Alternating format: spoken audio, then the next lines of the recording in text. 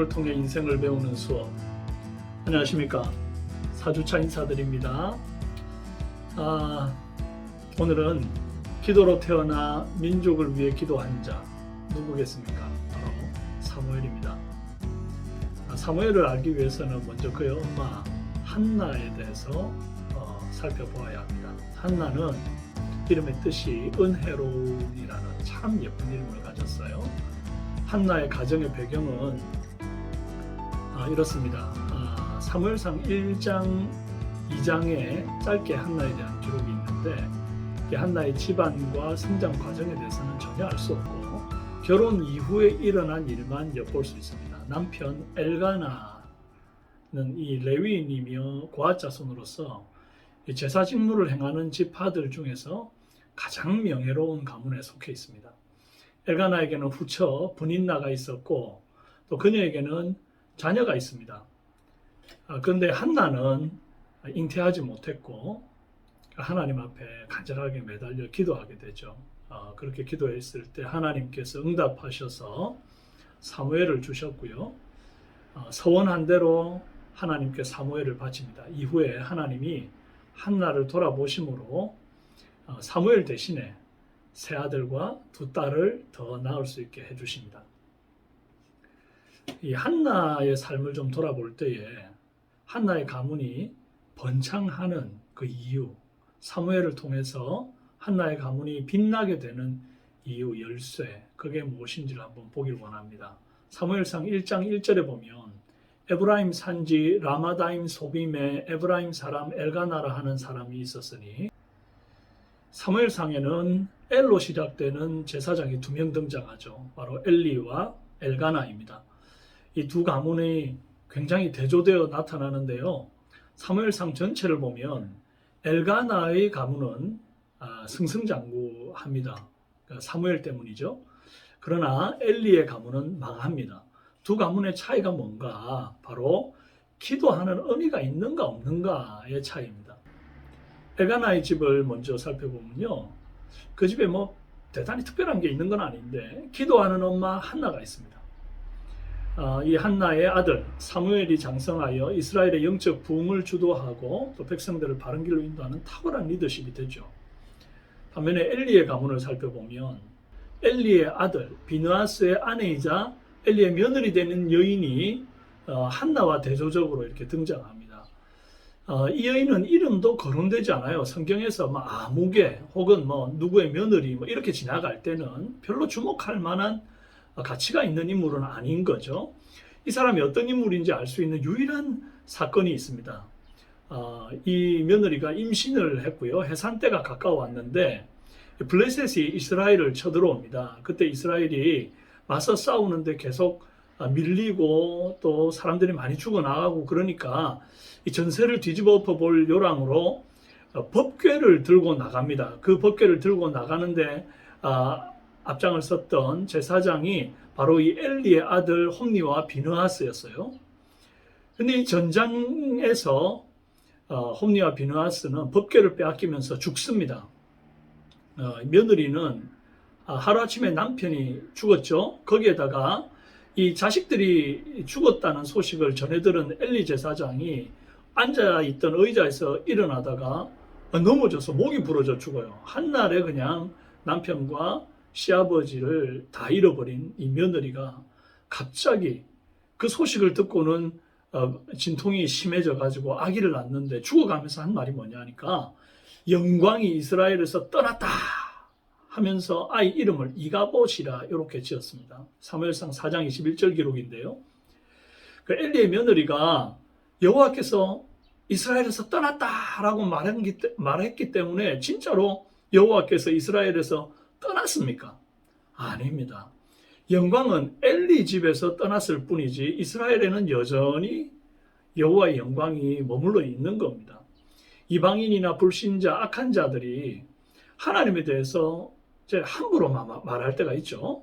이렇군 저렇군 곡해하고 하는 말들은 하등 영양가 없는 얘기들이고 전혀 실효성 없는 말입니다. 마치 엘리의 며느리가 여호와의 영광이 이스라엘에서 떠났다, 그렇다고 해서 전혀 여호와의 영광이 어디로 가는 게 아닌 것처럼 전혀 영양가 없는 말일 뿐입니다. 마치 골리앗이 여호와를 업신여기며 욕하는 말을 할 때 그게 전혀 들어줄 가치가 없는 말이었고 결국 골리앗의 머리 위로 심판이 쏟아질 뿐이었습니다. 자, 이렇게 두 제사장 집안의 며느리들 이 영성이 극명한 대조를 보입니다. 한 집안의 미래는 결국 기도하는 어머니에게 달려있는 것 같아요. 인생 수업 1. 문제거리를 기도 제목으로 삼으라 하는 것입니다. 사무엘상 1장 2절에 그에게 두 아내가 있었으니 한 사람의 이름은 한나요, 한 사람의 이름은 브닌나라. 브닌나에게는 자식이 있고 한나에게는 자식이 없었더라 그랬어요. 남에게는 있는데 나한테는 없을 때, 하필이면 그 상대가 내 라이벌일 때 이게 굉장히 상처로 다가오죠. 성경의 믿음의 여인들의 공통점이 오랫동안 자식을 못 낳는 이런 것들이 있습니다. 아브라함의 아내 사라는 91세에 이삭을 출산하죠. 그리고 그 사이에 자식을 못 낳는 그 상처 때문에 이걸 어떻게든지 인간적으로 해결해 보려고 종 하가를 첩으로 들여서 자식을 보려 합니다. 이삭은 결혼하고 20년 만인 60세에 야곱과 에서를 낳습니다. 그러고는 이렇다는 다른 기록이 없어요.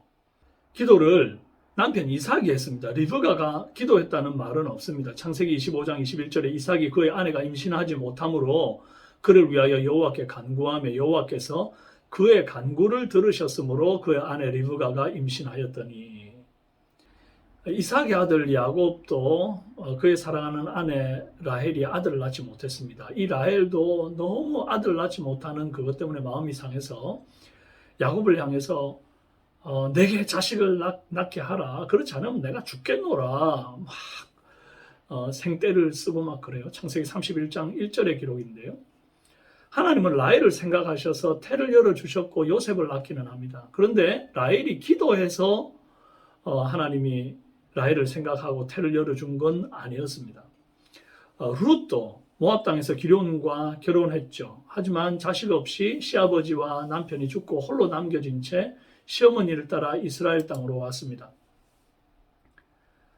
사라, 리브가, 라헬, 룻, 한나, 이 5명 가운데 자식을 놓고 하나님께 간절하게 기도했던 여인은 딱 한 사람, 한나뿐이었습니다. 한나에게는 자식이 없었더라. 과거 유대인에게는 자식이 없는 것은 사람 취급도 받지 못할 만큼 끔찍한 일이었습니다. 우리나라 꼭 조선시대 여인들과 운명이 좀 비슷하죠. 그때 한 집안에 그 며느리로 들어가서 자식을 놓지 못하면 그 가문이 이어지지 못하는 것 때문에 그게 이혼 사유이기도 했고, 그것 때문에 처벌드리고 그것 때문에 여러 가지 심각한 가정의 문제, 사회적 문제가 발생하기도 했었습니다. 이스라엘도 굉장히 그와 비슷하고 여인의 지위가 낮았어요. 여인으로서는 심각한 문제였지만 한나는 그 자식 낳지 못하는 문제를 문제 삼기보다 그것을 기도 제목으로 삼았습니다. 그리고 끈질기게 기도하였더니 여호와께서 그를 생각하신지라 하는 말씀과 함께 한나가 임신하고 때가 이르매 아기를 낳고 이름을 사무엘이라 짓는 이 아름다운 결말을 보았습니다. 자, 인생 수업 2. 정기적으로 기도하라. 이 사람이 매년 자기 성읍에서 나와서 실로에 올라가서 만군의 여호와께 예배하며 제사를 드렸는데 엘리의 두 아들 홈니와 비누아스가 여호와의 제사장으로 거기에 있었더라. 사무엘상 1장 3절입니다. 여러분, 매년 자기 성읍에서 나와 실로에 올라가 만군의 여호와께 예배했다. 정기적인 예배 삶, 제사의 삶을 한나는 살았습니다. 우리는 기도하되 정기적으로 기도해야 됩니다. 왜입니까? 어느 순간에 성령님 역사하실지 알지 못하기 때문이죠. 고넬료가 하루 3번 정기적으로 하나님께 기도했고, 하나님께서 고넬료에게 나타나 베드로를 청하게 하고 복음을 들어 온 집안이 믿고 구원을 얻는 놀라운 은혜를 받습니다. 우리도 좀 정기적으로 기도할 때에 하나님이 그 기도의 어떤 순간에 우리의 삶 가운데 나타나시고 고넬료에게 베푸신 은혜, 한나에게 베푸신 은혜를 우리에게도 베풀어 주실 줄로 믿습니다. 타인을 비방하거나 공격하지 말아야 합니다. 사무엘상 1장 6절에 여호와께서 그에게 임신하지 못하게 하심으로 그의 적수인 브닌나가 그를 심히 격분하게 하여 괴롭게 하더라 했어요. 브닌나는 한나의 적수이며 고통을 주는 사람이었습니다. 그렇지만 한편으로 이 브닌나가 한나를 기도의 자리로 몰아가는 사람으로 해석될 수 있어요. 한나는 그랬습니다. 그녀 때문에 더 기도의 자리에 나가서 하나님 앞에 자신의 원통함과 슬픔을 토했던 겁니다. 내가 적들과 맞서서 단판 지으려 하기보다 기도의 자리로 나아가서 하나님과 단판 짓는 것이 바른 선택입니다. 그렇지 않습니까? 한나가 브닌나 때문에 마음 상했다고 브닌나 머리끄댕이 잡아당긴다고 해서 한나가 잉태할 수 있는 것도 아니잖아요. 결국에는 생명의 근원이고 우리에게 잉태하게 하시는 건 다 하나님의 그 권능과 섭리 속에 있는 일이니 하나님께 나아가서 기도하는 것이 가장 바른 선택이고 해결책 아니겠습니까? 우리는 우리를 아프게 하고 우리를 찌르는 가시 같은 사람이 있을 때에 내가 그것을 정면으로 상대하려 하지 말고 하나님 앞에 나아가서 오히려 기도의 제목으로 삼는 그런 성숙한 성도가 다 되기를 바랍니다. 자, 이런 어머니의 기도로 태어난 아들이 사무엘이었습니다. 사무엘 이름의 뜻은 히브리어로 샤마, 순종하다 혹은 듣다의 뜻을 가지고 있는 단어입니다. 정말 이름값 하는 인물 아닙니까? 사무엘이 어렸을 때 여호와의 성소에서 자고 있었는데 말이죠. 여호와께서 그를 부르시는 음성을 듣고 대답했던 그 때가 떠오르는 이름입니다. 평생 구별된 나시린으로 순종하며 주님 뜻에 순종하는 선지자로 살아간 무결점의 인물이죠. 그래서 듣다, 순종하다, 이 이름의 뜻을 그대로 삶 가운데 살아낸 인물입니다. 자, 사무엘의 성장 배경을 봅니다. 에브라임 산지 라마다임 소빔에서 출생했습니다. 부모의 서원으로 나시린이 되었죠. 태어나 보니까 엄마가 서원했으니 머리를 깎지 말고 독주도 마시지 말라 합니다. 그리고 심지어 젖대자마자 실로에 있는 여호와의 집으로 올라가서 엘리와 함께 살게 되었어요. 90이 다 된 피 한 방울 안 섞인 할아버지와 브란단 같은 그의 두 아들을 가족 삼고 실로에서의 삶이 3살 무렵부터 시작된 겁니다. 엘리 제사장이 40년간 사사로서 이스라엘의 영적 지도자로 있었으나 90대 말에 노인이 되어 이제 기력이 쇠하고 더 이상 그가 영적 리더십을 발휘하기가 어려운 상태가 되었습니다. 그의 두 아들 홈니와 비느하스는 엘리 제사장, 아버지의 대를 이어 제사장의 역할을 감당해야 될 자들임에도 불구하고 행실이 나쁘고 성전에서 패악한 삶을 살았습니다. 엘리는 자신의 아들들을 컨트롤하지 못했고 하나님의 이상이 더 이상 이스라엘에 보이지 않던 시대에 이 사무엘이 출생하게 되었습니다. 하나님의 이상이 보이지 않았던 것은 왜일까요? 하나님이 가까이 하며 말씀하실 만한 인물, 즉 하나님의 말씀을 들을 귀가 있고 순종할 온전한 마음이 있는 사람이 없었기 때문에 하나님이 이상을 보여줄래야 보여줄 수가 없었던 것입니다. 엘리의 망나니 같은 두 아들과는 너무나 대조적으로 사무엘은 구별되어 자랍니다. 마치 예수님의 성장 과정과 닮았어요. 사무엘상 2장 22절에 아이 사무엘이 점점 자라매 여호와와 사람들에게 은총을 더욱 받더라 그랬는데 누가복음 2장 52절에 예수님의 성장에 대한 기록이 너무 비슷해요. 예수는 지혜와 키가 자라가며 하나님과 사람에게 더욱 사랑스러워 가시더라. 너무 닮았죠. 자기의 의사로 되어진 나시린도 아니고 부모와 떨어져 산 불행한 삶을 산 것 같습니다. 게다가 홈니와 비느하스라는 질 나쁜 사람들이 사무엘의 인간관계였는데도 사무엘은 그들에게 물들지 않았습니다. 오히려 사무엘은 성경 전체를 통틀어 누구보다 탁월한 나시린으로 성장했고 이스라엘의 영적 부흥을 주도한 리더로 성장했습니다.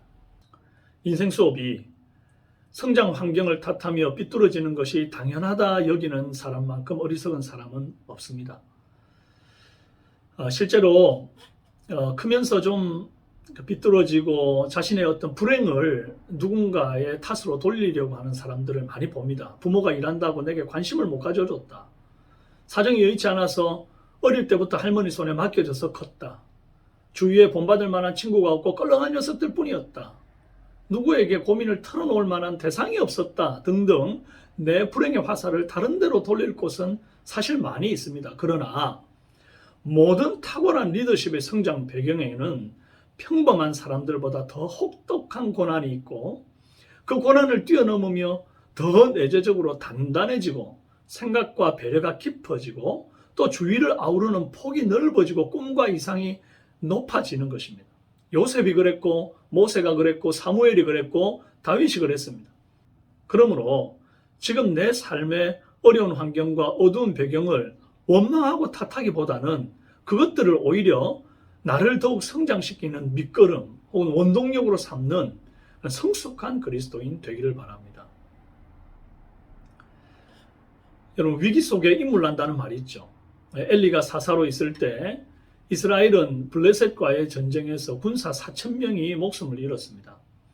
그러자 그들이 전세를 뒤집기 위해서 실로에 있던 하나님의 법궤를 전쟁터로 가지고 갔죠. 하지만 기대와는 달리 이스라엘 백성 중에 보병이 3만 명이나 죽었고 법궤도 빼앗겨버렸습니다. 신앙을 잃은 이스라엘 민족에게 하나님의 법궤는 한낱 나무 상자에 불과했습니다. 이런 국가적 위기 속에 사무엘이 등장했죠. 최근 우크라이나를 러시아가 침공했고 전쟁이 장기화를 보이고 있습니다. 우크라이나 대통령 젤라스키는 아시다시피 코미디언 출신으로 우크라이나 국민들에게 큰 기대감을 주지 못하는 인물이었고 심지어 그를 조롱하는 이들도 있었습니다. 그러나 전쟁이 발발하자 최전방에서 자신의 목숨을 아끼지 않고 진두지휘하며 자국 백성들을 안심시키고 애국의 구심점 역할을 톡톡히 감당할 뿐 아니라 해외 강대국들의 지지를 호소하는 탁월한 연설로 강력한 지원을 이끌어냈습니다. 그래서 그를 우크라이나의 윈스턴 처칠이라 재조명하면서 우크라이나의 영웅으로 리더십을 평가받고 있는 중입니다. 그렇습니다. 난세에 영웅 나는 것 아니겠습니까? 이렇게 힘든 시기에 사무엘이 예루살렘 북쪽으로 11km 정도 떨어진 미스바로 이스라엘 백성을 소집합니다. 그리고는 대대적인 금식을 선포하고 하나님께 기도했습니다. 이것이 그 유명한 미스바 신앙 부흥 운동이었어요. 이스라엘은 온종일 금식하며 우리가 범죄하였습니다 라고 하나님께 죄를 고백했어요. 그리고 그 회개로 이스라엘은 영적으로 다시 살아납니다. 그리고 이스라엘의 영적인 회복은 실제적인 국권 회복으로 이어졌어요. 이스라엘이 미스바에 모였다는 소식이 블레셋 사람들의 귀에 들어갔습니다. 이 블레셋은 다시 이스라엘을 공격했지만 이스라엘은 예전의 이스라엘이 아니었어요. 그들은 사무엘에게 간절한 기도를 요청할 만큼 하나님 앞에서 회복된 백성이 되었습니다. 사무엘상 7장 9절 말씀에 이스라엘 자손이 사무엘에게 이르되 당신은 우리를 위하여 우리 하나님 여호와께 쉬지 말고 부르짖어 우리를 블레셋 사람들의 손에서 구원하시게 하소서 하니. 여러분, 사무엘에게 군사를 동원해 달라든지 군비를 증액시켜 달라든지 무기를 수입하자든지 하는 등의 요청이 아니라 기도를 요청했습니다. 사무엘은 기도했고 하나님은 그 기도에 곧바로 응답하셨습니다. 사무엘상 7장 11절에 사무엘이 번제를 드릴 때에 블레셋 사람이 이스라엘과 싸우려고 가까이 오매 그날에 여호와께서 블레셋 사람에게 큰 우레를 발하여 그들을 어지럽게 하시니 그들이 이스라엘 앞에 패한지라. 뭐 할 때에 하나님이 블레셋에게 우레를 발하셨습니까? 사무엘이 번제를 드릴 때였습니다. 예배할 때였다는 거예요. 성도는 하나님이 함께 하실 때가 가장 강할 때입니다. 내가 회개하고 하나님과의 관계를 바로 세우면 하나님의 도우심이 반드시 나와 함께 하십니다. 그렇다면 회개는 어떻게 해야 합니까? 잘못을 깨닫는 순간 하나님께 용서를 구하고 미지근했던 신앙을 곧바로 정리해야 합니다. 인생 수업 4. 미지근한 인생을 보고 기뻐하는 자는 마귀입니다. 마귀는 우리가 미지근할 때 흐뭇해합니다. 미지근한 신자는 마음에 찔림이 있어 최소한 주일 오전 11시 예배는 드립니다. 마귀 입장에서도 그 정도는 허용할 만하죠. 마귀는 나머지 시간은 다 내 거야. 주일에만 교회 가서 잠깐 예배하고 와. 월요일부터는 성경이고 기도고 다 필요 없어. 세상 일 바쁘잖아. 돈 버는데 힘써야지. 나랑 함께 하면 되는 거야. 이렇게 속삭입니다. 손에 조그만 가시가 박혔다면 뽑아내야 합니다. 가시는 놔둔 채 반창고를 붙이거나 붕대를 감을 일이 아니에요.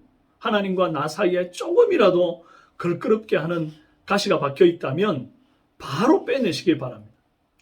오늘부터 매일 하나님과 1대1로 대화하는 시간을 좀 마련하십시다. 그리고 내 인생이 어디로 가고 있는지 하나님께 여쭙고 들으시기 바랍니다.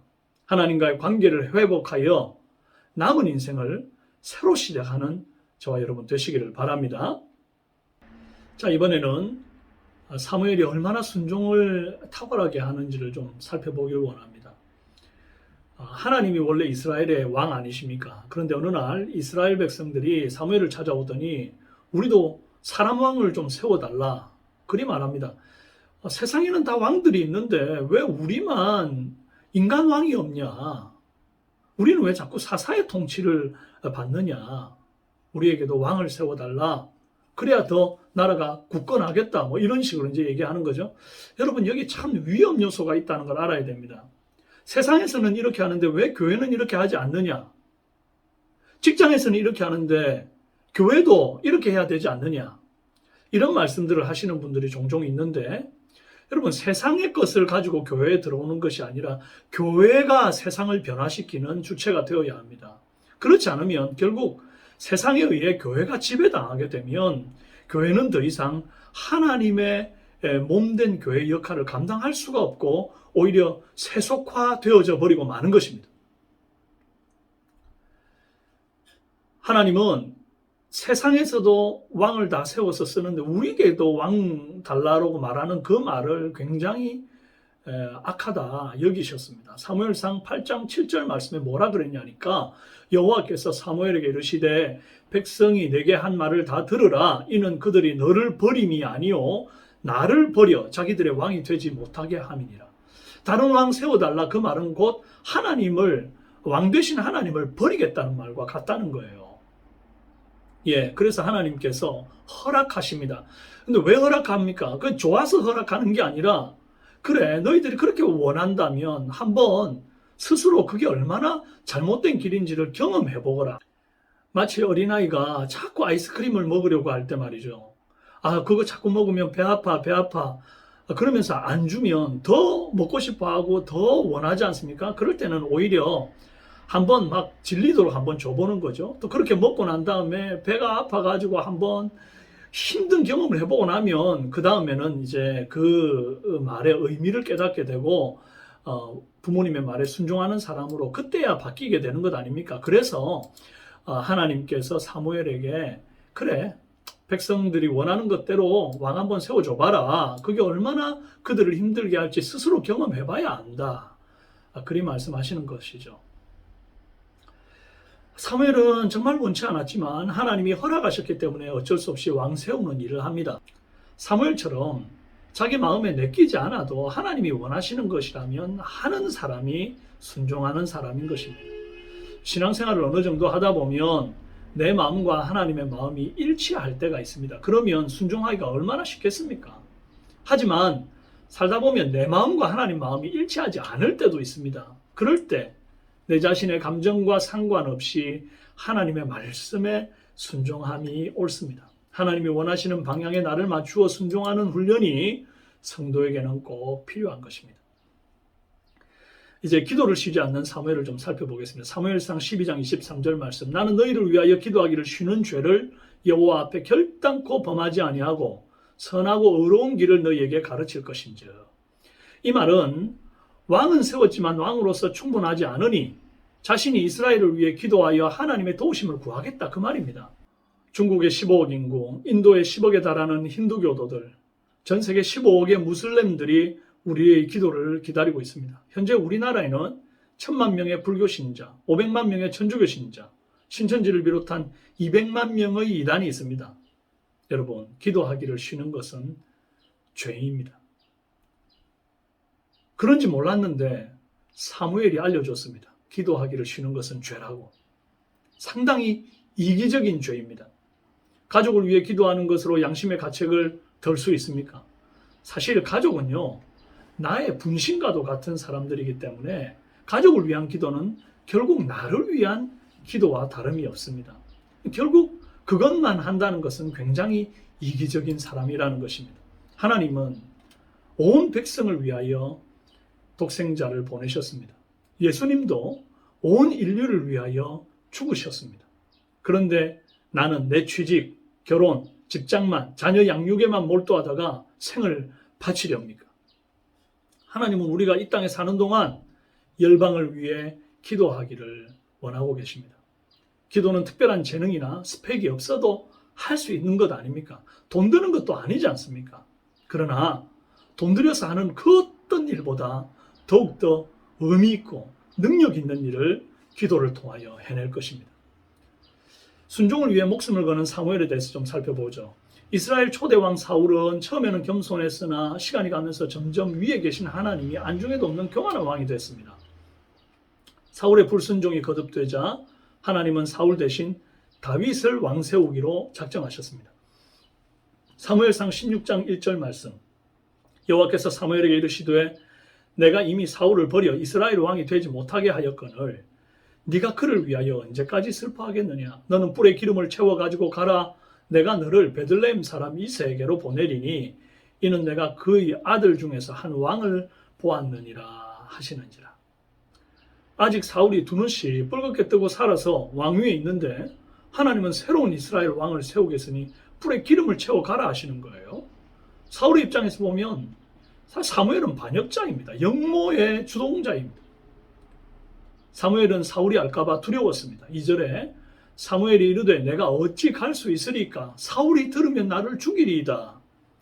그럼에도 불구하고 사울은 하나님의 말씀에 순종하여 이새에게 나아갔습니다.